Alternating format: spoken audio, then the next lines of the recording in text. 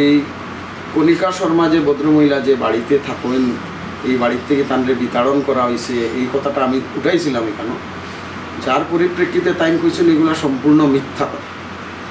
কণিকা শর্মা আজকেও কিন্তু বাড়ির বাইরে।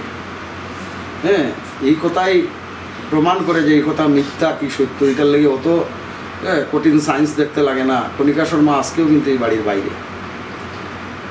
আর দ্বিতীয় কথা হইল যে এগুলা সম্পূর্ণ মিথ্যা কথা তাই কইছে, এবং কইছে এই কথাটা যে এই যে এখানে কাঠের বান্ডারি দুইটা আছে, এটার মধ্যে 5 টাকা 10 টাকা ভাই বোনরা দেয়, এই দান দিয়াই এই সেন্টারটা চলে। কিন্তু তাই এখানের মধ্যে একবারও উল্লেখ করে নাই যে এত সব স্টুডেন্ট এখানে যায়, এবং প্রত্যেকটা স্টুডেন্ট প্রত্যেক মাসে 2000, 500, 1000, 2000 যে যত পারে এই যে টাকাগুলা 500 টাকার নোট যে মুট করিয়া তাই লয়, বিনা রসিদে লয়। হ্যাঁ, এই টাকাগুলা কই যায় এই কথা কিন্তু সাংবাদিকরা সামনে কোনো সময়ই উল্লেখ করা হয় নাই। কোনো সাংবাদিকরা এই কথাটা কোয়া হয় নাই যে এই টাকাগুলা কোথায় যায়। হ্যাঁ, এবং কোয়া হয়েছে এই যে ক্যাশ টাকাগুলা, এই ক্যাশ টাকাগুলা নাকি মাউন্ট আবুর থেকে হেডকোয়ার্টার থেকে রাজস্থানের এইগুলা ইয়ে করা হয়, অডিট করা হয়। হাতের মুঠের ভিতরে টাকা কীরকম অডিট হয় সেটা তাইনও হইতে পারবো। এটা তো মান্থলি অডিট হয়, ব্যাংক স্টেটমেন্টে। এই টাকাগুলা কই যায়, এগুলো ক্যাশ টাকাগুলা কোথায় যায়? ক্যাশ টাকাগুলা কি অ্যাকাউন্টে জমা পড়ে? কোনো গ্যারান্টি আছে এটা? কোনো প্রুফ আছে এটার কোনো প্রুফ নেই। হ্যাঁ, আর 5 টাকা 10 টাকা দিয়ে চলে। এখানে যে সেন্টারের যে জায়গা প্রেস মিট হয়েছে সেই জায়গাতেই 6-7টা এসি লাগানো আছে। সেই 5 টাকা 10 টাকা দিয়ে কি এসিগুলো কিনা হয়? তো এটা একটা বিষয়। এরপর তাই কইছে এখানের মধ্যে যে এই যে কণিকা মাতার যে বাড়িটা তাই দান করছেন, পুরা বিল্ডিংটা তাই দান করছেন না, নিচের তলাটা তাই দান করছেন। খালি কণিকা মাতায় যদি নিচের তলাটা সরাইয়া লইয়া যায় কিন্তু আস্তা বিল্ডিংটা কি দাঁড়াই রইব এখানের মধ্যে?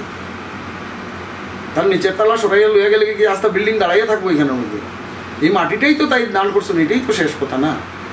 আজকে সেই জায়গার থেকে এই কণিকা মাতা এই বাড়ির থাকুন না, এটা প্রমাণ। এইটা ছাড়া কণিকা মাতা এখানে কোয়া হয়েছে যে কণিকা মাতার আরও একটা বাড়ি আছে, তার ভাইয়ের নামে, তার নামে বাড়ি আছে। কণিকা মাতার আরও 10টা বাড়ি থাকতে পারে। 10টা বাড়ি আছে করি এই বাড়ির থেকে আমি বিতরণ করে দিব তানরে। আজকে তাই ওই রামনগরের যে তার ভাইয়ের বাড়ির থেকে তাই আটিয়া হোক আর অটোরিকশায় করিয়া হোক তাই রায়গড় সেন্টারে যায়, অন্য সেন্টার, সেটা করিমগঞ্জ সেন্টারের আন্ডারে। সেই সেন্টারে তাই যায়, তার নিজের দান করা বাড়ি তুইয়া, বাড়ির সেন্টার আছে ব্রহ্মকুমারী সেন্টার, সেই সেন্টার তুইয়া তাই রায়গড়ের সেন্টারও যায়। এটা তো লুকাইবার কথা না। এটা তো সবার চৌকের সামনে দেখা। আজকে পর্যন্ত কণিকা মাতা এই বাড়িতে থাকেন না, এবং বারবার এখানে যে কোয়া হয়েছে তাই নিয়ে মাঝে মাঝে এখানে বিশ্রাম করে। একদিনও তাই এই বাড়িতে ঢুকেন না। যে বাড়িতে ল্যাট্রিন বাথরুম ভাঙিয়ে পালাই দিছে এখানে তাই কেমনি গিয়ে বিশ্রাম করবো? প্রশ্নই হয় না, তাই কেন যায় না। এটা মিথ্যা কথা, সম্পূর্ণ মিথ্যা কথা। এরপরে এই যে টাকাগুলার কথা আমি কইলাম যে শুধু দান বাক্স টাকা না, এখানের মধ্যে মানুষের হাতের মধ্যে টাকা দিতেছে, ক্যাশ টাকা, হাজারে হাজার টাকা ক্যাশ টাকা দিতেছে এখানের মধ্যে। কত অনুমান মানে মান্থলি কত কালেকশন হইছে? লাখ টাকার উপরে কালেকশন হইতেছে প্রত্যেক মাসে। কারণ এখানের মাঝে এখানে সেন্টারও ডাইরেক্টলি সেন্টারের মধ্যে অন্তত পক্ষে 30-40 জন তো 50 জন যাই। আপনি চিন্তা করেন 50 জন মানুষ 1000 টাকা করে দিলে ইন এডিশন যারা সেন্টারে যায় না, রেগুলার যায় না, যারা হয়তো স্কুল কলেজ আছে, সকাল 7টায় ক্লাস করা সম্ভব না, তারাও কিন্তু দান দেয় এখানের মধ্যে। গুগল পে করিয়াও দেও, আর সেন্টারে একদিন গিয়া তার হাতে সমঝাইয়া দিয়াও তারাও কিন্তু টাকা দেয়। সবাই মান্থলি টাকা দেয়। 185 জনের লিস্ট আছে। হ্যাঁ, কেউ চাকরির সূত্রে বাইরে থাকে, তারাও টাকা দেয়। এই টাকাগুলোর কোনো হিসাব নাই, কিন্তু এই টাকাগুলোর কোনো হিসাব দেই নাই বলতে। এবং এই বিল্ডিংয়ের আপনারা সাংবাদিকরা হয়তো দেখাইছেন, বিল্ডিংয়ের এক্সটেন্ডেড একটা পোর্শন করে ক্রয় করা হয়েছে, এবং তাই কেন কইছেন এটা বাই বোনের টাকায় ক্রয় করা হয়েছে। তাইলে কণিকা মাতার বাই যে ল কলেজের প্রিন্সিপাল আসিলা করুণা সিন্ধু শর্মা, সেই করুণা সিন্ধু শর্মার বাড়ি বিক্রি করা বিবেকানন্দ রোডের বাড়ি কেউ কইছে 40 লক্ষ টাকায় বিক্রি হয়েছে, কেউ কইছে 25 লক্ষ টাকায় বিক্রি হয়েছে। এইটার কোনো পরিষ্কার কিছু হিসাব এখনো পর্যন্ত কেউ দেয় নাই। এবং এই বাড়ি বিক্রির টাকা দিয়েই এক্সটেন্ডেড অংশটা কিনা হয়েছে 19 লক্ষ টাকা দিয়া। এইটা সাক্ষী কিন্তু সুশীলনাথ খুলসা করে এই কথা কয় নাই কেন। আর জ্যোতি কলিতা তো কই নাই। জ্যোতি কলিতা পরিষ্কার প্রেস মিটের মধ্যে সেদিন কই দিছে যে এটা ভাই বোনের টাকায় ইয়ে করা হয়েছে। হ্যাঁ, তো কিন্তু কিছু কিছু জায়গাতে জ্যোতি কলিতা কিন্তু এই কথাও কন যে আমার লৌকিক বাবার বাড়ির টাকা দিয়ে এই বিল্ডিংটা আমি বানাইছি। অনেক জায়গাত কয় এটা।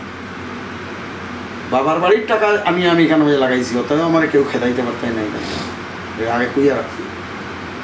তো এই সব মিথ্যাটা এখানের মাঝে কোয়া হয়েছে। এখানের মাঝে কণিকা মাতা ফ্লাডের সময় এই বাড়িতে নাই, অন্য জায়গাত নিয়ে রাখছে, নৌকা দিয়া গেছে, ভদ্রমহিলা এটা এগ্রি করছে এখানের মধ্যে, এবং এটা কইছে যে এখানের মাঝে আমরা আসিলাম, জল আসিল না আমরা। তো তুমি বিনা জলে ফ্লাডের সময় এখানে থাকছিলাই, তোমার জল ব্যবস্থা হইতে পারে, কণিকা মাতার একজনের লাগি জলের ব্যবস্থা হয়েছে না এই বিল্ডিংয়ে, তুমি দুইটা তিনটা এসি লাগাইয়া তুমি উপরে থাকো, আর এই ভদ্রমহিলার এইখান থেকে খেদাইছো। আজকে পর্যন্ত এই ভদ্রমহিলার কাঁথা বালিশ কিচ্ছু নাই, বিছনাপত্র কিচ্ছু নাই আজকে পর্যন্ত। আর যে ঘরগুলো আপনারা সাংবাদিকরা দেখাইছে কিনা জানি না, সেই ঘরটা কিন্তু কণিকা মাতার ঘর না, সেই ঘরটা কণিকা মাতার এখান থেকে তাড়ানির পরে তার নিজের মদ খাওয়া একটা বাই, যে লোকটারে প্রায়ই শিলচর জালুপাড়াতে পাওয়া যেত, এই লোকটারে এখানে রাখছিল ভদ্রমহিলা দিনের পর দিন। এখন আপনারা কইলেই দেখাইব দেখুন তার রুম, কণিকা মাতার রুম। এটা কি কণিকা মাতার রুম নাই? নিজের বাই টাকার লাগে, নিজের বোন টাকার লাগে ব্যবস্থা করছে।